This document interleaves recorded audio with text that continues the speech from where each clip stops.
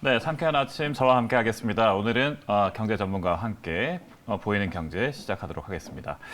어제 FOMC 이야기가 굉장히 많았고 인플레이션의 기준금리 인상까지 이야기가 나왔는데 오늘은 이와 관련해서 좀 더 자세히 한국의 코스피 그리고 코스닥은 어떻게 될지 전문가와 함께 이야기하도록 하겠습니다.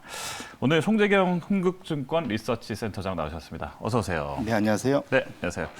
자, 그 코스피가 박스피라는 오명을 받고 계속해서 지금 우상향 곡선을 그리고 있어서 와, 너무 지금 새로운 국면이다 이렇게 이야기하는 분들이 많은데 한편으로는 어제 FOMC에서 이제 기준금리 인상 이야기가 슬슬 나오기 시작하면서 야 이제 끝물이니 아니냐 이런 이야기까지 나오고 있습니다. 오늘 센터장님 모시고 온 이유도 이 상승세가 이제 시작이 되냐 아니면 일시적인 상승이냐 이것 때문에 많은 분들이 물어보셨어요. 네. 일단 간단하게 설명 좀 부탁드릴게요. 결론부터 말씀드리면 그러니까 미국하고 한국장은 조금 달리 볼 필요가 있겠다. 제가 계속 말씀을 드리고 있고요. 미국이 지난 10년간 계속 우상향 장세에서 지금 2000년 이후에 가장 높은 또 밸류에이션 부담 끼고 있는 상태에서 최대 연료였던 이제 유동성 공급이 이제 서서히 줄어들 수 있다라는 우려가 어제부터 이제 본격적으로 나타났다 볼 수 있을 것 같고요. 반면에 한국 시장은 지난 5년간의 이제 그러한 그 박스권 장세를 뚫고 지금 3,000을 넘어서 3,200, 300선을 이제 향해 가고 있습니다. 이제 그다음에 지금 한국의 최대 그 수출, 그러니까 한국 코스피의 최대 원동력은 수출인데 수출이 지속적으로 좋다는 것이 한국 시장의 우상향의 근거입니다. 그래서 저희 하우스에서 보는 기본적인 올해 이제 연간 타겟 코스피는 한 3,600 정도 보고 있고 3,600이다. 예. 네. 올해 그 연초만 해도 올해 작년 대비 그 코스피의 예상 순이익 증가율이 한 50% 전후였는데 지금은 한 100%까지 지금 올라와 있는 상태입니다. 그래서 기본적으로 올해 이익 증가세가 전 세계에서도 압도적으로 높은 상태이기 때문에 그렇게 놓고 보신다면 현재 한국 시장이 오히려 지금 박스권에 갇혀서 이걸 뚫고 올라가는 거에 있어서는 어찌 보면 당연한 거다라고 해석할 수 있을 것 같습니다.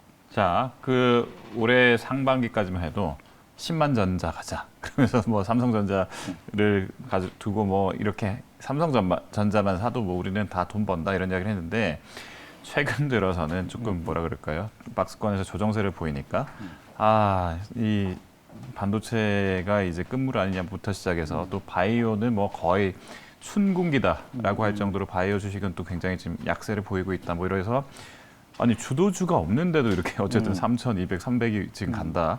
좀 신기하다 이런 이야기를 많이 하고 있어요. 주도주가 없는 상황, 주도주 부재의 이유를 뭐라고 설명할 수 있을까요?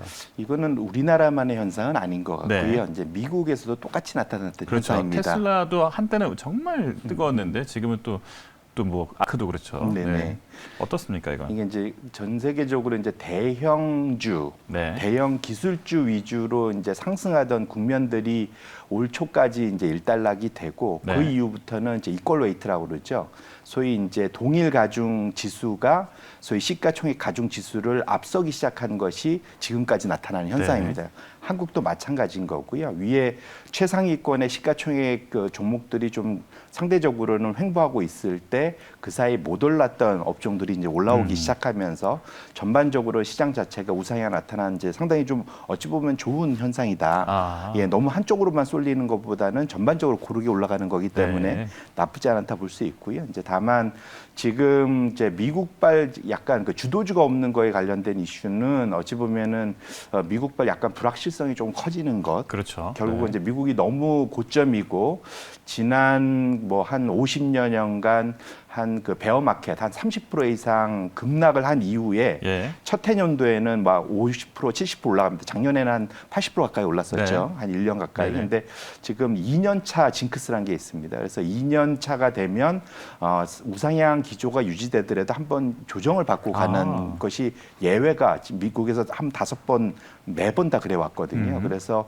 혹시 미국이 조정을 받게 되면 관련된 그런 그 조정이 한국에도 일부 나타나지 않겠다는 우려 이런 것들이 좀 뒤섞여 있지 않을까 이렇게 보고 있습니다. 맞아요. 그 메이저리그나 한국의 야구 프로야구에서도 보면 1년차 때 신인왕 받았던 분들이 2년차 때 선수로서 좀 부진한 모습을 보이고 있는데 그럴 때 2년차 징크스 이렇게 이야기하는데 작년에 워낙 뭐 불장이었으니까 네. 여기에 따라서 이제 미국이 다시 이제 조금 조정을 받는 2년차 징크스를 갖고 있으니까 재밌는 건 그렇게 했을 때 그러면 그 미국이 현재 조금 뉴욕 증시나 이런 쪽에서 약간 주춤하고 있는데 정작 코스피, 코스닥으로는 외국인 매수세가 굉장히 많이 들어왔어요. 이번 달 들어서 제가 보니까 7,300억 원이 순매수가 들어왔습니다.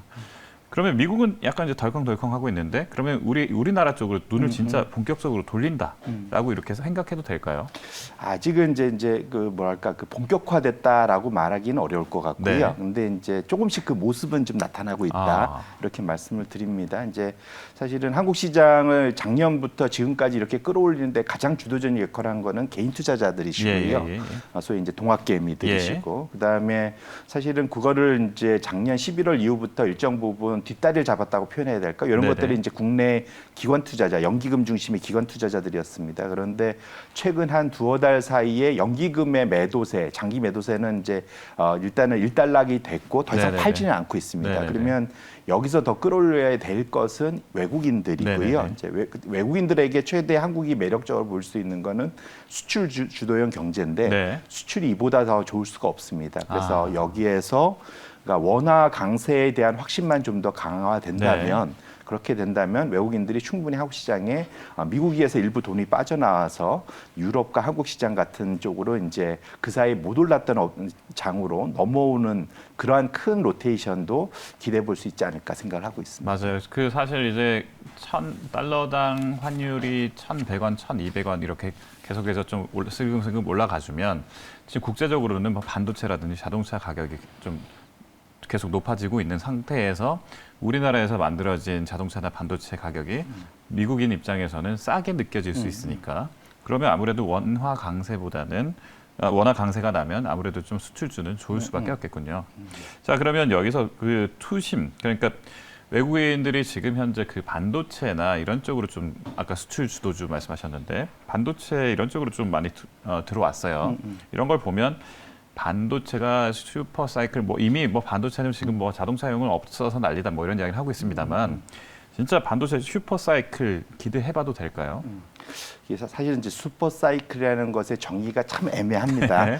예, 근데 어쨌든 그래서 구조적으로 네네네. 이렇게 해서 한 5년, 6년간에 네네네. 떨어졌다가 또 굉장히 큰 오르고 네네네. 하는 게 슈퍼 사이클이라고 할 수 예, 있는데 제가 이제 그 말씀드리는 게 사람마다 그 느끼는 그 레벨이 달라서 이제 네. 그 말씀을 드리는 거고요. 이제 기본적으로 이제 슈퍼 사이클이라는 이제 대세 뭐 호황 뭐 이렇게 네. 이제 수요가 공급을 확실하게 앞서서 네. 예, 이제 그것이 지속되는 환경을 보통 이제 슈퍼 사이클이라고 정의를 내릴 수 있을 것 같아요. 그런 측면에서 놓고 보면 현재 상황은 슈퍼 사이클이 맞을 것 같습니다. 네네. 예, 왜냐하면 비메모리 같은 경우는 한때 2017년, 18년 최고점이었을 때의 그 소위 이제 그 배송되는 기간이 대략 한 14주, 한번 저희가 주문하면은 평균적으로 한 12주, 14주 정도면 왔던 것이 지금은 이제 18주를 넘어가고 있거든요. 18주면 그러니까, 진짜 석 달. 네네. 이제 그러니까 지금 거꾸로 말하면 지금 이전에 비해서는 그러니까 내가 예를 들면 3개를 주문하면은 2개밖에 안 오는. 그러네요. 예, 그런 정도 수준으로 지금 상당히 쇼티지 소위 표현하는 제 공급 부족 현상이 나타나고 있기 때문에 비메모리 부분에서는 상당히 호재가 유지된다 볼 수 있을 것 같고요. 팍스콘에서 넘버 2 전 세계 ODM 전자제품 업체인 플렉스라는 회사가 있습니다. 이 회사의 구매 담당자가 지난주에 그 인터뷰한 내용에 의하면 전 세계 30국에서 생산하는 회사인데 이 회사가 비메모리 쇼티지가 올해 말에 정도면 해결될 거라고 시장에서는 올 여름에 해결될 거라 생각했는데 이게 내년 여름까지 이어질 가능성이 높다까지 얘기를 하고 있고 현재의 수요가 유지된다면 내후년까지 갈 수도 있겠다라는 약간은 비관론적인 거꾸로 말하면 비메모리 업체들한테는 긍정적인 시그널을 보이고 있거든요. 그래서 그쪽의 수요는 좋고 지금 메모리 쪽도 상대적으로는 상당히 그 재고가 지금 바닥이라는 얘기들이 많이 나오면서 국내에서는 이제 비메모리, 메모리가 다 있지 않습니까? 그런 측면에서는 반도체 업종이 지금은 박스권에 갇혀 있지만 충분히 하반기 내년을 노려볼 만하다 이렇게 말씀을 드립니다. 사실 우리 센터장님께서 그 연초에 그 테슬라 주식 가지고도 조금 조정을 받을 것이다라고 예상을 하셨는데 실제로 지금 들어맞았거든요. 하반기에 또 이제 그 반도체 메모리 반도체 이쪽이 다시 조금 반등할 가능성이 있다 이렇게 내다보셨는데 좋은 결과가 있을 것 같습니다. 자, 그리고 이제 6월 들어서 사실 자동차 이야기를 또 안 할 수가 없습니다. 자동차와 또 2차 전지 이런 쪽 전기차 정말 뜨거웠다가 잠시 좀 쉬어가는 시간을 두고 있는데 센터장께서는 의외로 한국의 자동차 메이커가 이런 때 좀 더 각광받을 수 있고 잠재력이 있다. 이렇게 말씀하셨어요. 네네. 이 근거가 뭡니까? 이제 가장 큰 거는 이제 최근에 옛날에는 자동차를 만드는 건 내연기관 위주로 그냥 잘 달리는 힘차게 잘 달리는 차만 만들었으면 됐습니다. 그렇죠. 밟으면 가고. 네네네. 근데 이제 지금은 점점 그 안이 거의 반은 전자 제품화되고 그렇죠. 있거든요. 네. 그러다 보니까 소위 이제 비메모리 반도체의 품기가 네. 자동차 생산의 키포인트가 되고 있습니다. 네. 그래서 지금 미국 같은 케이스는 포드나 이런 데는 일주일에 주 3일 근무한다고 그러더라고요. 그렇죠. 네. 그만큼 이제 그러니까 지금 야적장에 그 칩을 제외한 나머지 다 완성돼 있는 것들을 다 세워서 꽉 채우고 있고 칩 오기만 기다리고 있는 그런 현상 정도까지 나타나고 야. 있습니다. 그만큼 지금 미국의 그 자동차 수요는 폭발적으로 늘어나면서 네. 중고차 가격까지 튀어오르는 마당인데 네. 이 신차 공급이 원활치 않습니다. 근데 상대적으로 한국 시장에 있는 그 완성차 업체들은 이러한 수급을 미리미리 준비를 해놓고 예. 또 국내에도 일정 부분 또 생산자들이 있지 않습니까? 그렇죠. 그래서 네. 그런 측면에선 전 세계 그 소위 완성차 업체 중에서는 반도체 수급에서 가장 좀 우위를 보이는 예. 포지션을 갖고 있다는 측면에서 하반기로 갈수록 좀 그 상대적인 그 경쟁 우위를 보일 수 있다라고 볼 수 있을 것 같고요. 그게 이제 국내 완성차 업체에서 상당히 좀 좋아 보인다. 네. 이 말씀을 드리고 배터리까지 말씀드릴까요? 예, 2차 전지. 예. 배터리는 조금 상황이 좀 다를 수 있습니다. 이제 장기적으로 이제 성장성 입장에서는 괜찮죠. 네네. 논의의 여지가 없습니다. 네. 전기차 시대가 오고 배터리가 그럼요. 거기에 키 네네. 엔진이기 때문에 다만 이게 이제 그 지금 작년에 워낙 많이 올랐기 때문에 네. 지금 이제 조정 국면에 가 있습니다. 그래서 이제 지금 현재 이제 FOMC와 관련돼 갖고 이제 금리가 우상향하는 트렌드로 지금 서서히 잡혀가고 있는 상황에서 대표적인 성장주 컨셉인 네. 배터리 업체들은 개별 종목들의 그런 밸류에이션 레벨에 따라서 네. 향후 이제 주가의 레벨이 좀 달리 나타날 가능성이 있다라는 측면에서는 조금은 좀 잘 그 옥석 가리기를 하실 필요가 있겠다 말씀드립니다. 자, 정리하자면 자동차 주도주에서 오히려 자동차 완성차 업체는 앞으로 좀 더 오를 여지가 있으나 배터리는 상당 시간은 아직까지는 조금 더 지켜봐야 된다. 네네. 예, 이렇게 정리할 수 있겠습니다.